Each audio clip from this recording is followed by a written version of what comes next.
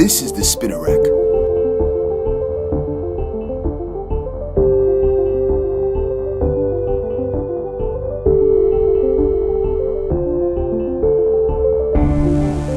Ladies and gentlemen, welcome to Spinner Rack today. Today's a very serious subject that we've been trying to discuss. We brought it up several times already. Is Rotten Tomatoes legit? I'm going to have to reference some picks of mine that I have here. We have constantly had issues with Rotten Tomatoes in terms of the scores that they've been giving to movies. Some of the scores are ridiculously abnormal. Even for movies that you think are going to be bad, the very fact that these movies have been dumped on by us. You know, the haters, the trolls have got to be stopped. Okay? The great thing about Rotten Tomatoes is that you have allowed people to post their reviews, the critics, and after that, the audience. But the very fact that these things continue, even with the critics, is ridiculous.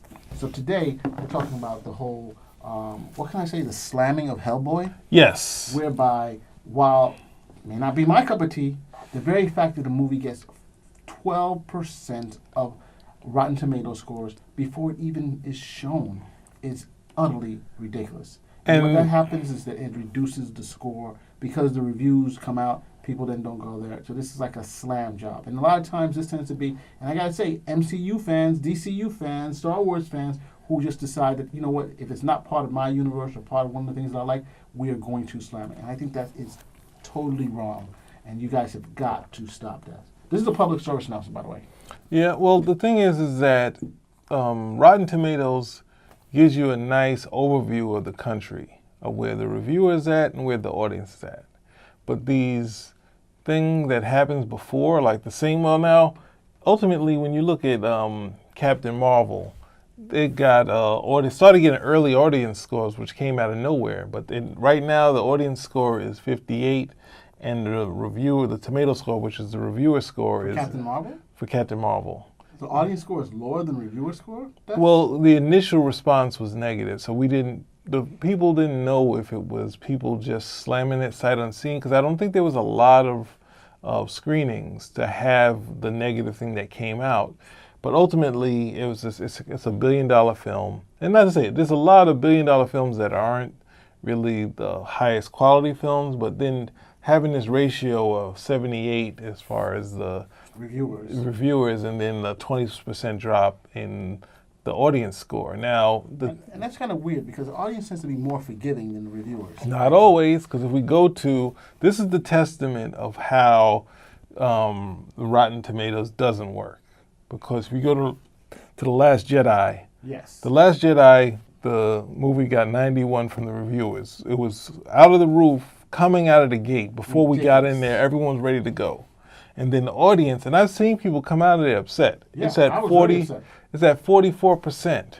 It was $1 billion movie, yes, but it was definitely not worth the film it was played in. That's a 47% drop. So like once you look at it like that, where it's like the reviewers are saying this is a solid movie, and you get into it, it's like, oh, this is that, and this is different from that from Captain Marvel, because Captain Marvel hadn't come out and a lot of negative stuff came out. Yeah. This is the audience reaction after seeing it. So, and the same thing, I think, what was it? There was a movie that Eddie Murphy did called A Thousand Words, right? Where he had a limited number of words and it got a 0 from that. And then you watch the movie and it's like, oh, this is just a movie. Like, this isn't, obviously if you compare it to some of Eddie Murphy's classic comedies, but it's like one of Ruby Dee's last roles, and she is extremely strong in this movie. And some of the supporting characters are hilarious in that. They take the role that Eddie Murphy character is, they try to take on his persona of being aggressive.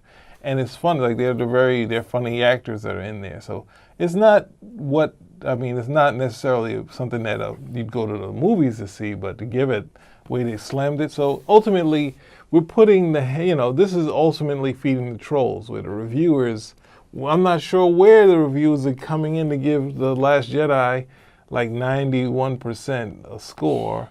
And then at the same time, you go to the audience, they go there and they're very disappointed. I guess it's expectations because they thought it would be better than that. And you know, another thing too is that you have movies, and this is before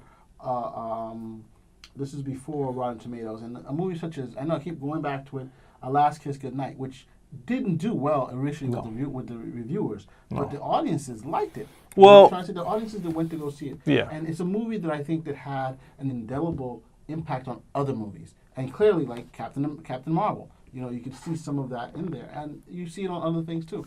Well, I think Long Kiss Goodnight, it already from the swashbuckling film that Gina Davis did Right. before this, so it felt like, all right, this is the same group. The reviewers kind of, because I had another friend of mine, he was like, oh, this stuff, look at it, don't put the light on and all this other stuff. It's like, are you looking at, this is the mother-daughter scenes, right? Which you can say are cliche or whatever you want. The basic story of basically having the lead guy is like the worst, like he's nice, but he's the worst person on the planet. And the guy who's worse than that, who she's supposed to kill, looks like Magneto. Like he's the nicest person on the planet, and he's like the devil. So it's like some of the elements of the story is a slow burn. And then you have, because for a while I worked as an intern where I was pulling reviews. And ultimately now, I'm not sure that we need reviews because after reading a whole bunch of reviews at one time, being an intern, I sort of felt that you should still make your decision, right? Ultimately, if there's something you're on the fence about, you can go to reviewers and be back and forth. But ultimately, we're all going out and we're doing our own Rotten Tomatoes, complaining about it on our Facebook, on our Twitter, Right, doing our right. best lines about it, this, that, and the other. So I'm not sure that we need reviewers because I think it does give you an idea, a guidance, but when you're on the fence, I think you should just go see it. If you're on the fence, I think if you're not on the fence, if you're like, this thing sucks, this is not my cup of tea, then don't watch it. But I think if there's something that you're interested in, just go watch it, and then you make a call. I don't like what I don't like is then when people who don't watch it now they feel that they can dump on a movie or dump on a show and say, well, I didn't like it because the reviews were bad, but you didn't see it. You know what I'm trying to say? That. Well, no, to me, I don't. I'm okay if you look at the trailer and you don't like it and you say this is not my cup of tea. I think that's a valid thing to say. You know what?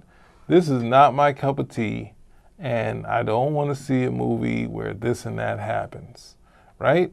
If something in the trailer draws you in, because that's what it is. It's a sell. Right, They're trying to sell you the movie, but people act like, oh, you can't make a decision on it because you haven't seen it yet. It's like, no. The whole thing is set up for you. The trailer is supposed to bring you in. Same with I complained recently about we talked about the Star Wars thing because of the Force. Right. But ultimately, I'm going to go see it because I'm like, I sort of like these characters. I want to see where they go, and I'm hoping for the best.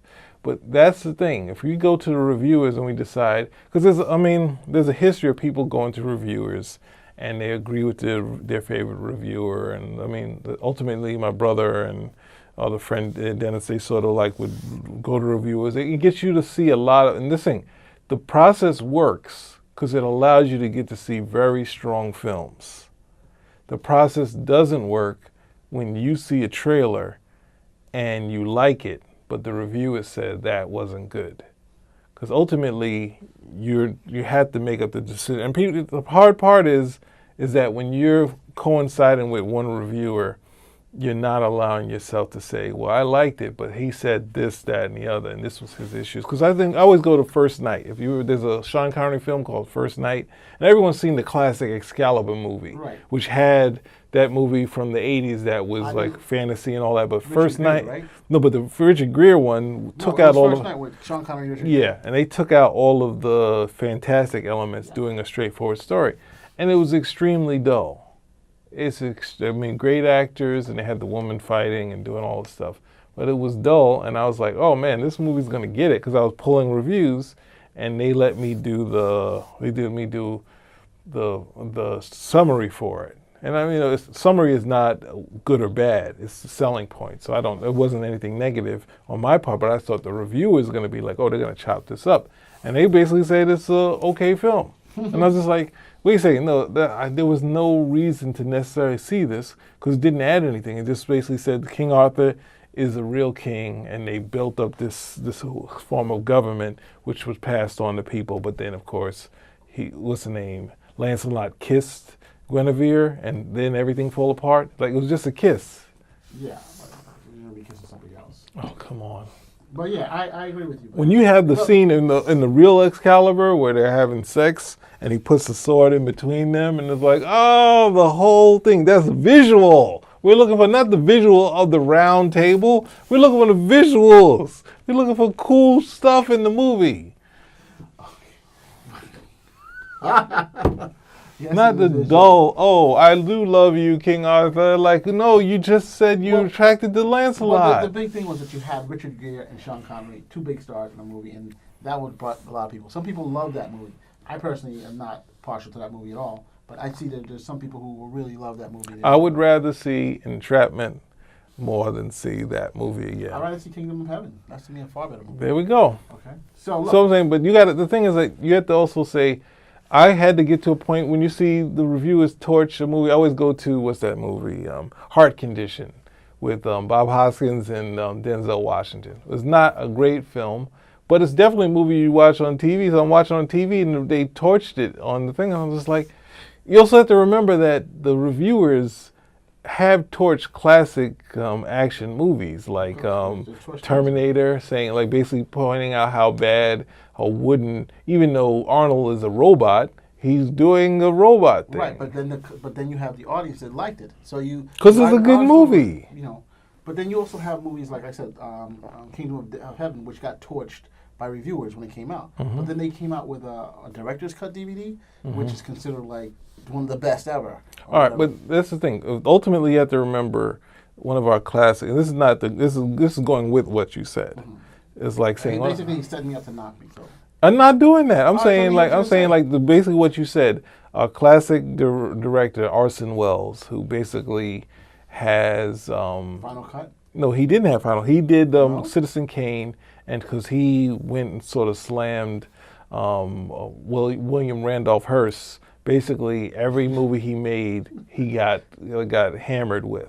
Because basically, it's a tabloid paper, and he made sort of fun of some aspects of the guy's life.